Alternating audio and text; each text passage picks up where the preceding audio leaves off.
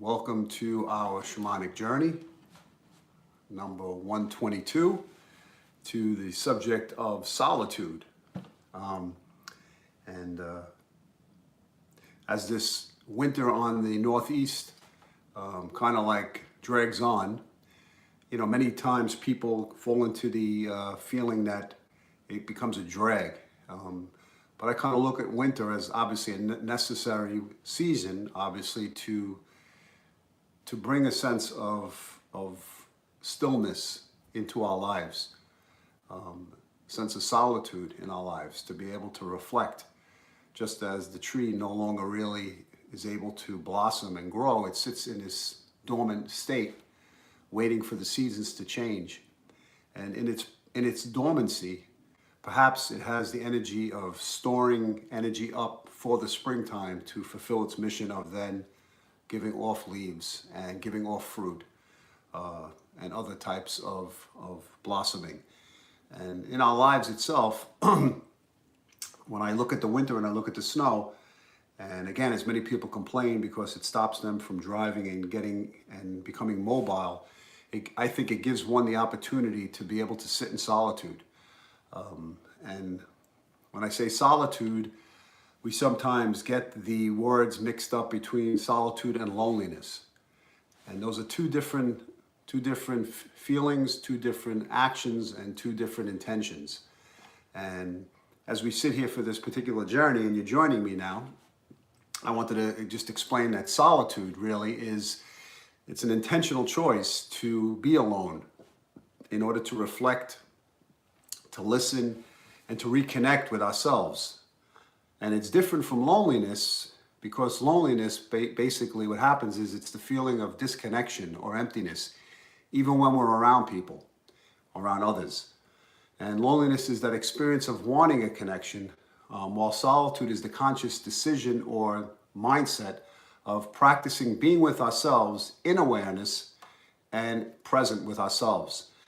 And in a spiritual path, solitude creates a space for inner guidance, a deeper self-awareness, and a connection to something, that's greater than the noise of our daily lives. So really what it does is it gives us an opportunity, a chance, like we're doing here in this drumming session, to strengthen our intuition, to have a sense of clarity, an emotional balance, and a sense of resilience. Because in our personal development, solitude helps us process experiences. It helps us understand our emotions. And it also gives us a growth in our own self-trust. It allows the creativity to emerge and the stress to settle, and I guess the truth to rise within ourselves. And so as you sit here and I look at nature and I look at the trees and I look at what's happening with winter and the cold and the bitterness and the stillness and the sometimes grayness of it, really what it is it's the ability to go within. It's not an escape from life, but it's really a withdrawal to return to ourselves so that we can move through the world more grounded, centered and whole. And I don't think that's a bad thing, because if we look at nature and we try to reflect on nature, of what nature is teaching us, I think it gives us the most opportune time for us to then sit with ourselves and gather our own resources and gather our own strength and gather our own thoughts and not look to distract ourselves. And as I mentioned before, just a second ago, the loneliness is when we're around people, but we still feel this emptiness. And sometimes we could be with ourselves now in solitude and feel like we're in the company of something that we enjoy to be with. So it's all a matter of our perception. It's all a matter of our comfort level and what we desire in this life. And so what I'd like to do today is I'd like to journey, as we're sitting here, shamanic journey number 122 to solitude. And there are many questions we could ask when it comes to solitude, right? Different types of emotions can rise up and feelings we could think about of like what the solitude is teaching us, or what solitude means to you, or what the spirit animal will present to you as we go on this journey today. So I'd like you to get comfortable. If you can either lie down or sit up, being in a state of receptivity. Try covering your eyes, which will block out some of the stimulus of light. And then getting in that position now and getting comfortable, closing your eyes and taking a deep breath in and exhale. Taking a deep breath in and exhale, excuse me. Taking a deep breath in and exhaling and getting comfortable and going on our solitude journey.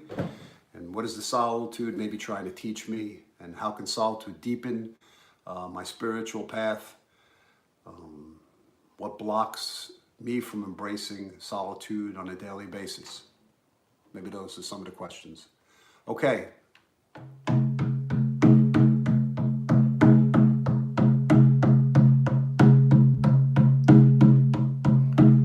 We enter the forest. A beautiful sunny day.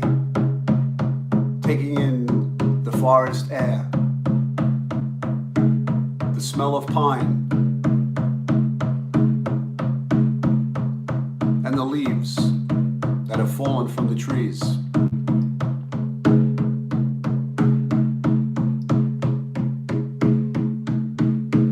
The coolness entering our nostrils into our lungs, nourishing us with oxygen.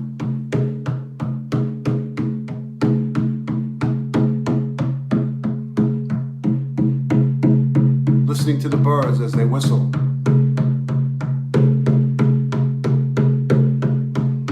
And the sun shining on our face.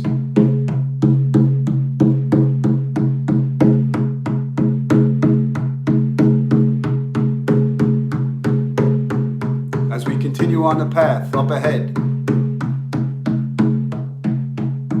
we see the entrance to a cave. An opening at the base of a mountain rock formation.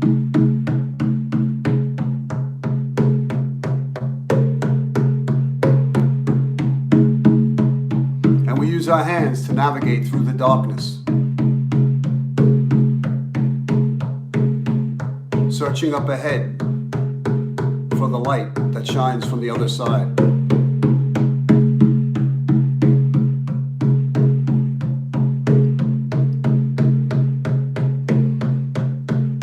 As we exit the cave, we walk on a new path, following the path straight ahead, through an open field, surrounded by low-cut grass on both sides.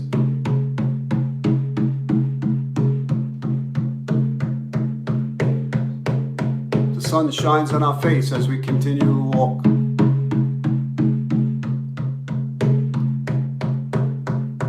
And we hear a sound from behind. And we turn around and see a spirit animal. What animal do you see?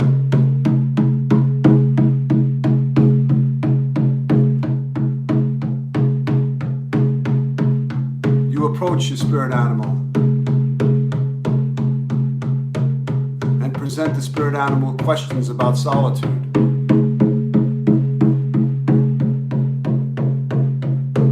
How it relates to you. What you need to do. How does solitude strengthen your purpose?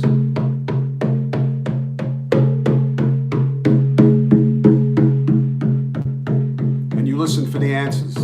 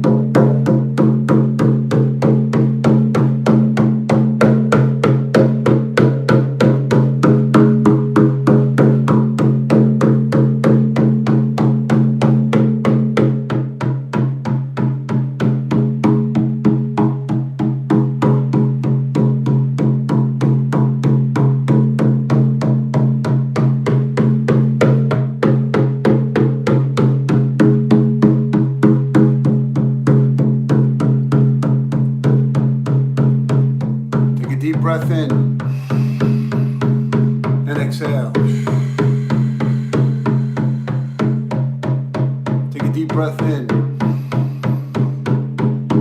and exhale.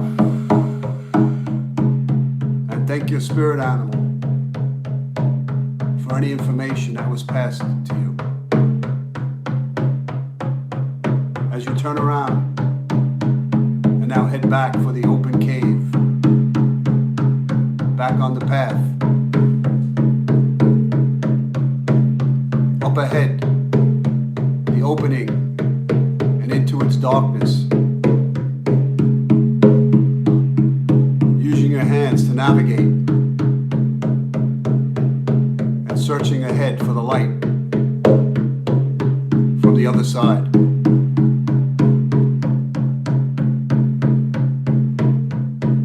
As you exit the cave, you find yourself on the original path. You take a deep breath in and exhale.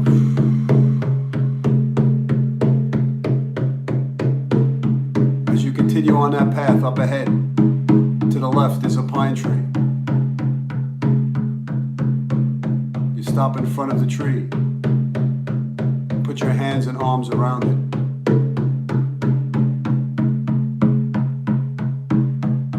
The tree absorbs the positive ions and balances your energy.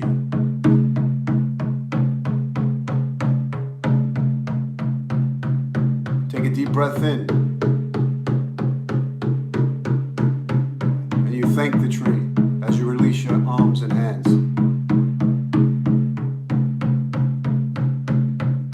Back on the path.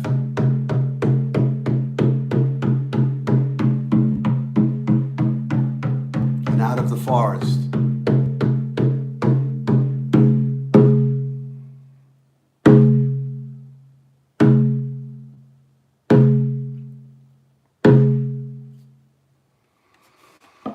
Take a deep breath in and exhale. Take a deep breath in and exhale. Take a deep breath in and exhale. Moving our fingers, moving our toes, shrugging our shoulders. And when you're ready, coming back into the room. Okay, that was Shamanic Journey number 122 to Solitude. And as we live our lives, and I discussed the subject of solitude as versus loneliness, I guess there are questions we could always ask when it comes to the subject of solitude, which is like, what is the true gift of solitude in my life? What is solitude trying to teach me? How can solitude deepen my own spiritual path?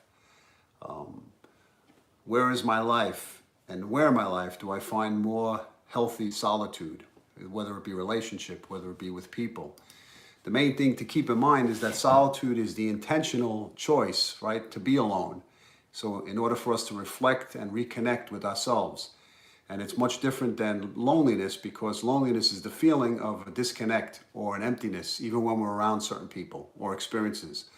And so solitude is a conscious decision or effort for us to experience this feeling of practicing being with ourselves in a state or a sense of awareness and presence. And so hopefully today, as you went on this journey, you were able to connect with some type of information that lends itself to the subjects that we spoke about today. And importantly is the fact that you were able to let go and surrender and allow yourself to just absorb or take in information that the universe is presenting itself with. You'd be surprised, right? It doesn't only have to be the spirit animal. It could be sounds, it could be sights, it could be smells, it could be a visceral feeling within your body. But the main thing is for us as we go on today in this week is to understand the sense of solitude, of its importance. It's important to sit with ourselves rather than run to distract ourselves. And I guess to find the right time that resonates with you. During this week, for me, for example, I had a peregrine falcon crash into the window and then just go right on the fence and stand there proudly.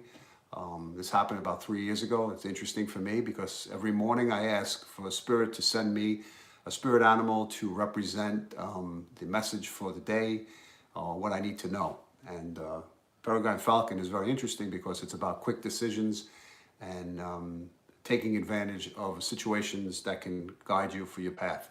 And hopefully you find that or ask that question during the week, and you'll be guided as well. So I want to thank you today for joining me. I'm also coming up with a men's group, sessions that we can spend dealing with certain issues that men go through. And for example, the first session will be grief on March 5th if you go to my Facebook page. If you have not looked at some of the information, go there and you'll see that particular group. I think it'll be interesting for most men to be able to open up and share their feelings and be supported when you're vulnerable and you're authentic. And I think we share our power, and it's important for us men to be able to come together, to be able to verbalize our feelings. Very important. This way we don't hold it in and try to be the over masculine individual that then compensates by then becoming overly aggressive and angry, rather than being able to slowly release the fuse of communication. All right, so I want to thank you for joining me today, and I hope you hope you have a great week ahead. And again, if you're going to watch the replay, for you as well. Okay, good night.